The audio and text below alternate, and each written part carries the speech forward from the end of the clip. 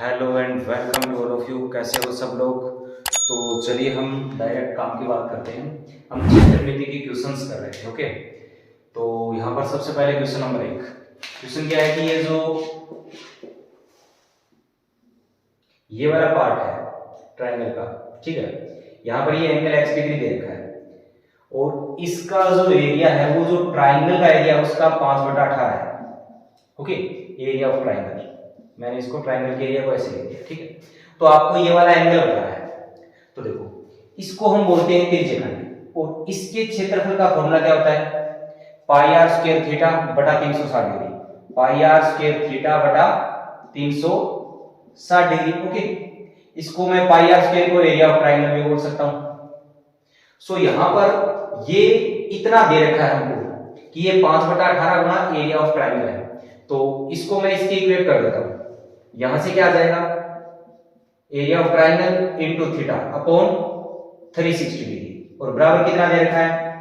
5/18 into area of triangle. यहां से ये कैंसिल हो गया और 18 दूनी 36, ये आ गया 20 और यहां से ये जो थीटा है ये कितना आ गया? थीटा, जो बराबर यहां पर x है इस वाले में, x बराबर 20 5 100 डिग्री।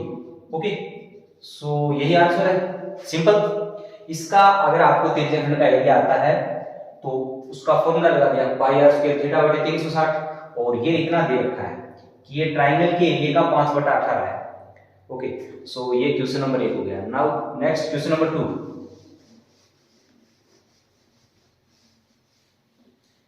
क्या बोला है कि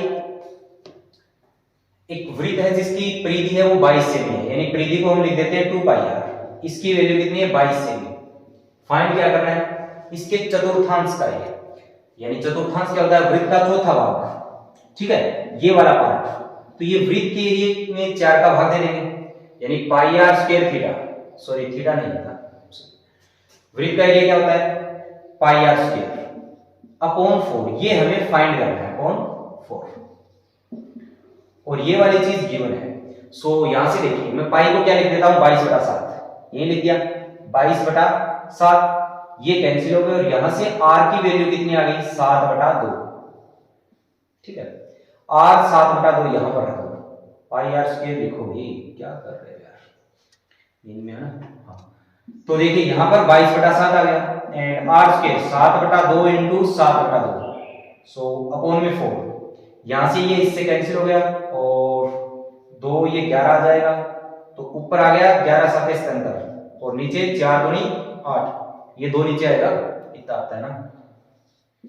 सो यही आंसर है, इसको डिवाइड कर लो ज्यादा से ज्यादा। Okay, now next question number 3।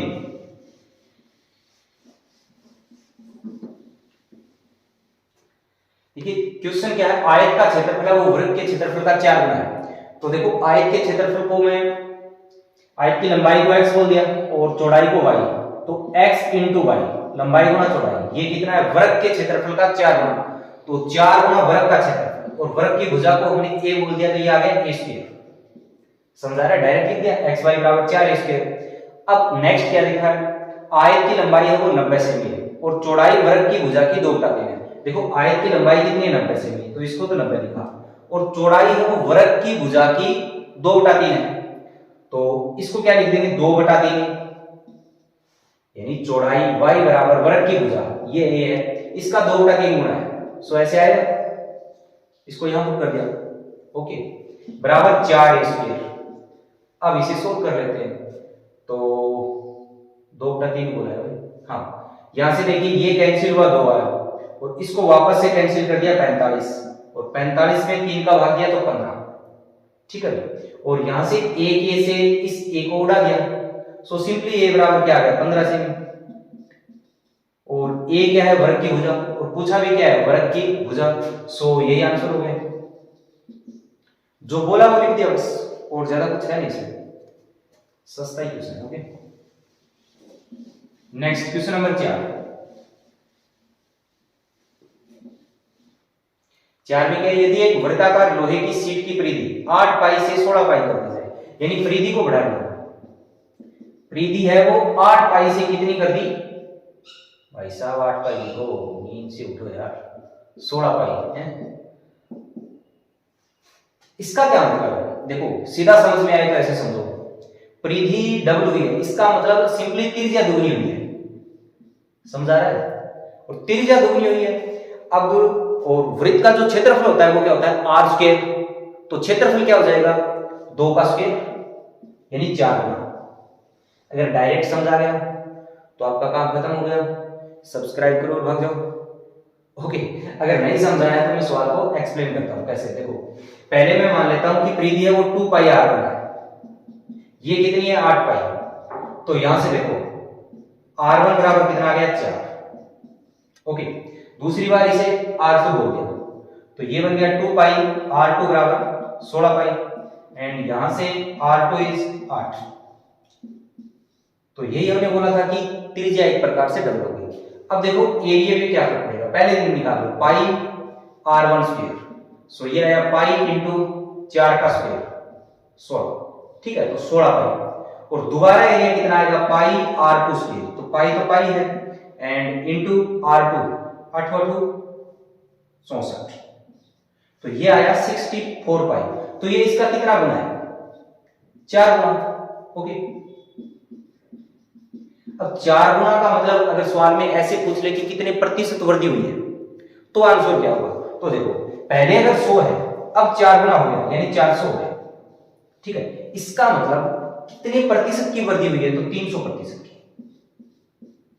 ठीक है, वृद्धि है वो 300% की है, 4 गुना हो गया, और ऐसे पूछे कि कितने प्रतिशत हो जाएगा तो 400%, वृद्धि पूछे तो 300% की। ओके, सो यही था, इतने क्वेश्चन आ पाते हैं हमारे पास एक साथ में।